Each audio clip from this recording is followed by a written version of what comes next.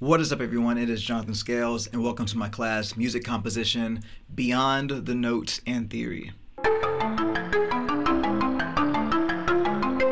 I've taught a lot of private music composition lessons over the years, and this new online course is really designed to guide people as they are in the process of developing their own voice as a composer, or if you're already writing music. I like to present different concepts that might shake things up and break you out of your typical cycles. And my focus here, as the title mentions, is beyond the notes and theory. So if you're looking for what are the notes that make up a G7, flat 5 chord or anything like that, this is not the place. I'm sure you can find those videos other places on YouTube. The goal here is just for me to present you with basic concepts that you can apply to your own music to develop your own voice as a composer and to get yourself out of that rut where you start to write the same shit all the time.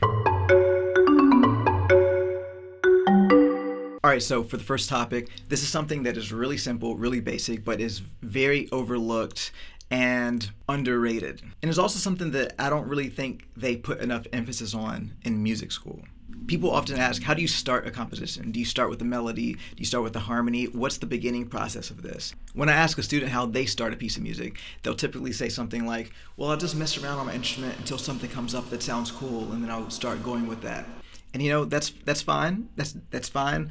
But for the purpose of these exercises and for the purpose of this class, the first thing that I always want to start with is, what is it that I want the audience to feel, or what is it that I want to convey? Now, this seems very self-explanatory. It seems like a no-brainer, but I feel like a lot of composers, a lot of people who are writing music, they jump ahead into, well, this lick sounds cool, so I'm going to make something of this. But you might notice that a lot of music that resonates with people more usually comes from some type of intention. I usually like to start with the intention in mind conceptually. So as I mentioned, this is beyond the notes, beyond the theory. So for example, the idea of what is it that I want to convey to the audience. This is something that I'm feeling that I obviously want to express. And that's going to dictate all the stuff later. That's going to dictate the notes. That's going to dictate the chords, the style, the things like that. We're not going to get into that right now, but just the basic concept of just starting with, what is it that I want to convey as a composer? Do I want to convey fear, sadness, loneliness, confusion, a crazy mix of different things? Let's not think about the chords, the key, the notes, the instrumentation, none of that. Just what is it that I feel that I want to express? Because at the end of the day, that's really kind of the point of music in a lot of ways, is a form of expression. So I find that starting with knowing your own intention is a huge part of then being able to put together the rest of the puzzle pieces, which we will talk about later.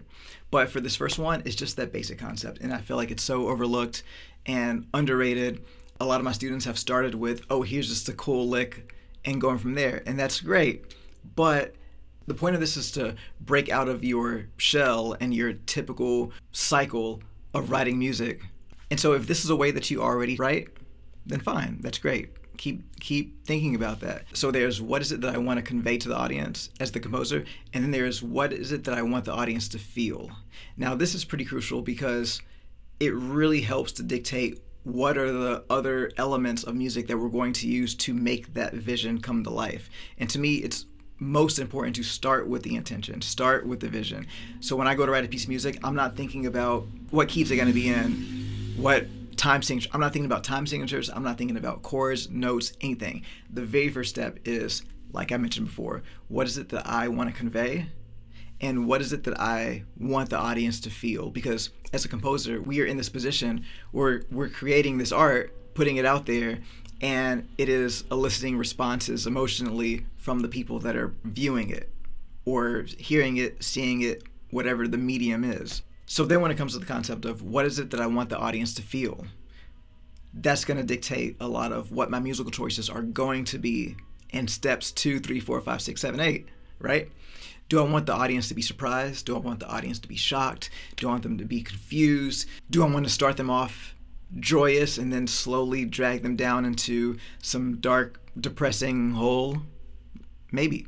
Do I want to do the verse where I start in a very dark way from a sad, emotional, disturbed place and then slowly morph into a hopeful, joyous feeling, you will find that when you start with the intention of what is it that I want the audience to feel and what is it that I want to convey as a composer, that's when you will start to peel back the layers of that to begin the process of figuring out the chords, the notes, the keys, the styles, the time signatures, the rhythms, the different sections, the instrumentation, the dynamics, the speed. All of those things are things that people typically will think of first when they are writing a piece of music. But let's just dial it back, and let's first think about what is it that I want to convey? What is it that I want the audience to feel?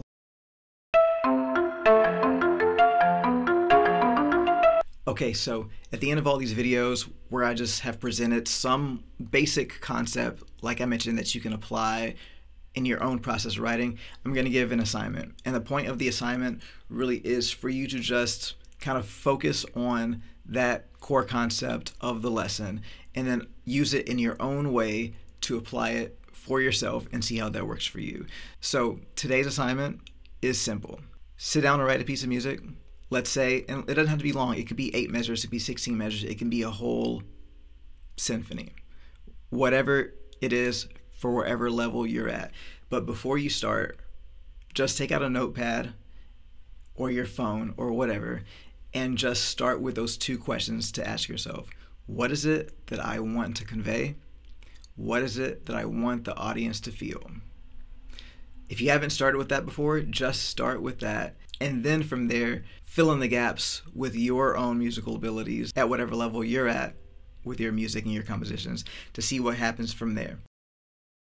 Hey, so if you made it to the end of this video, you probably are really interested in developing your skills as a composer. If you are interested in learning these basic abstract concepts that they probably don't really teach you in music school as a way to further your development of your own voice as a composer, please join me on Patreon, and I'll see you on the other side.